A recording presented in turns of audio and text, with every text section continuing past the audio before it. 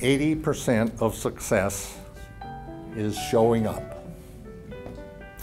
And if Woody is right, and I believe he was, then you're all successful because you are showing up in a very big way.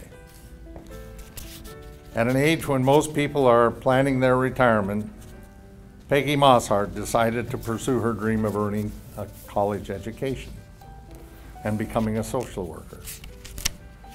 She is not waiting for her degree to start making a difference. She's already created a vocational arts program for developmentally disabled adults, and today is being honored for high academic achievement. You know, I was so extraordinarily amazed when I heard him say my name from the podium. I about fell out of my chair. But beyond that, I was really pleased with his talk because it was so personal. It sounded like we were acquainted with each other, and it was really an honor to have this brought up in that manner. I was really surprised as well as very pleased. Javier Estrada will graduate from Heritage this spring with a degree in business administration.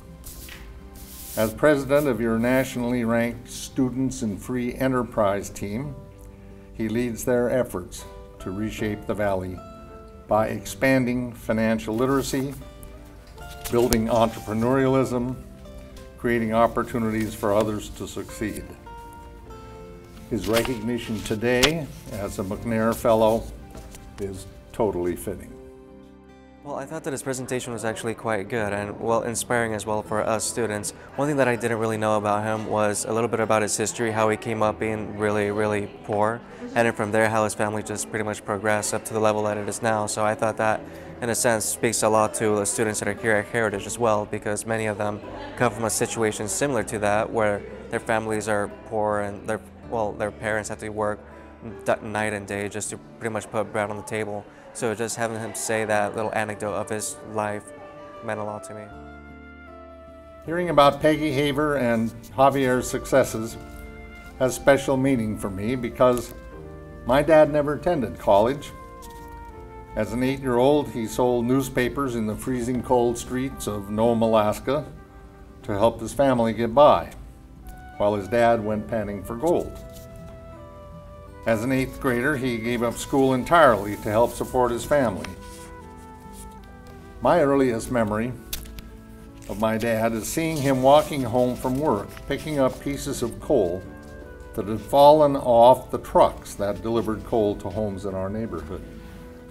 I was probably about 4 years old then, and that would have made it 1929, the year the stock market crashed. My dad did a pretty good job navigating the Great Depression for his family. We always had a roof over our heads and food on the table. But he never wasted a penny and never took anything for granted. At the first place, I never thought I'd get the chance to go back to college. I dropped out at about age 19, and it was one of those dreams that couldn't happen. And as many times happen to people's lives, things are presented, taken away, and then new doors opened. And that's what happened to me, and I was offered the chance to go to school. I finished my AA degree and decided that wasn't enough and was accepted at Heritage, and I've never looked back. This has been one of the most wonderful experiences of my life. The faculty have supported me all the way through. I've encouraged other people to come to Heritage. My daughter graduated from here, and it's just been an extraordinary experience. It's changed my life. I know a good many of you are pursuing an education despite challenging financial circumstances. Some of you have had to make difficult choices, spending less time with your children, working several jobs to make ends meet. And some of you have returned to school after many years in the workplace. That is all very inspiring. I waited a long time because of family responsibilities, financial responsibilities, and when my children finally grew up and I had the opportunity to come back to school, it was like the greatest move I ever did, because it has opened my world to what I really want to do, which is help others eventually with my education. And so I can see the many ways that I can do that now by being able to be here at Heritage, by being a McNair Scholar, by being with the professors, and being able to travel to different universities to know that to get different perspectives on the world and how that's going to affect my community when I come back. Great. When young people have access to a great education, new possibilities they'd never dreamed of open up. By being here at Heritage, you're opening new possibilities in your lives for your families and for your community. Again, I know that for a good many of you this has not come without a struggle, and I am really impressed by your dedication. I want to use the Mellon Fellows to show my community, to show the younger generations that there are programs out here that will help you succeed and achieve whatever goal you may have.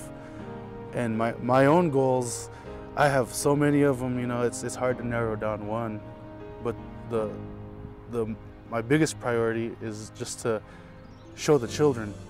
You know, I have children, you know, myself, and I'm also a well-known community member. I've worked at Camp Chaparral with many youth, and a lot of them, they don't think about it. They don't think about getting a degree, you know. A lot's changed since, you know, they ask you, what do you want to be when you grow up? And so I ask them that constantly, and they don't, you know, they don't put any thought into it. So I want to use this as an example for them, you know, that they can do it. Many students did not get the education they deserved in high school. They have responsibilities, they have jobs, they have families, and they take longer to finish. Fortunately, Heritage understands the critical need of higher education in America, and it's helping students beat the odds. That is what many of you are doing. Even more importantly, colleges like Heritage are changing the odds. They are showing the way toward a new model of college education that gives today's students what they need to thrive. When I started here, I always told myself, oh, I'm going to go to college. But with like the encouragement with all the staff and the teachers, they keep telling me, well, what after? And I'm like, so I said, challenged myself, and I finally accepted, like, I'll do it. I'll go. Because, you know, a lot of my family has always went for their higher education and got PhDs. Oh, they and I was have? like, Great. well, time for me to join. Who cares?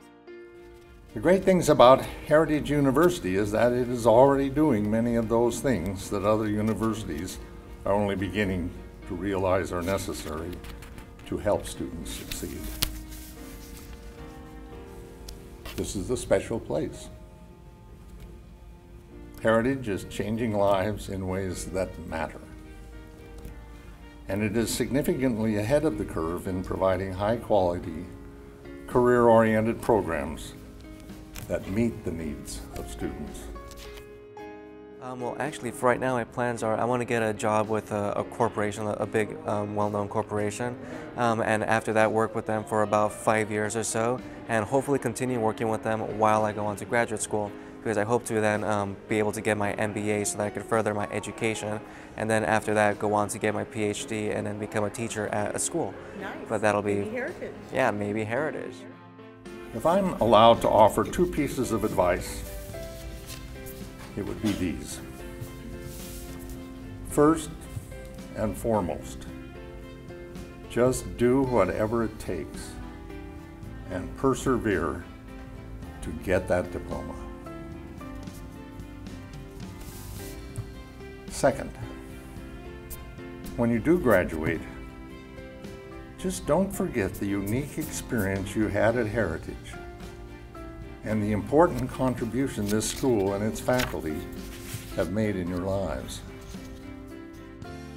Well, one thing I really enjoyed about his speech was how he related to the families, you know, the struggles that we go through, and that it's not easy, you know, and especially for a man of, you know, his stature, you know, he's a really well-respected man.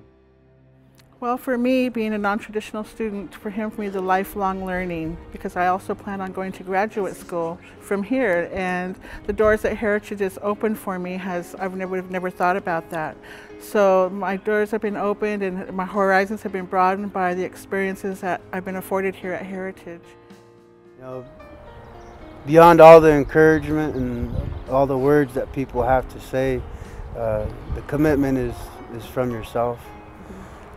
What you feel within yourself, what you aspire to.